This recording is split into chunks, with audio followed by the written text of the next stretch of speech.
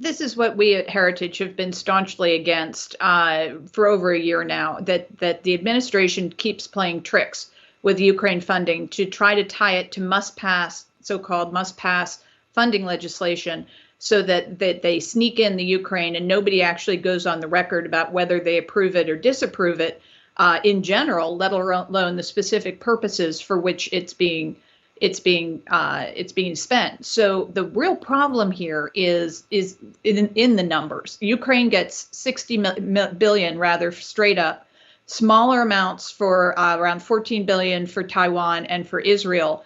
And then there's another pot of money, I think it's about $9 billion, which is for humanitarian aid. And they list under that it's more for Ukraine. And there's some Israel, which is curious because we generally don't give humanitarian aid to Israel. Gaza, so somewhere in between $0 and $9 billion going to Gaza and to the border, which means somewhere between $0 and $9 billion going to illegal migrants in the South. So this is hugely problematic. I think all conservatives have to oppose it. And I guess finally, what's supposed to be the sweetener, I had a Republican actually refer to it the sweetener of border security. This isn't border security. This is more perpetuating Biden's border fiasco.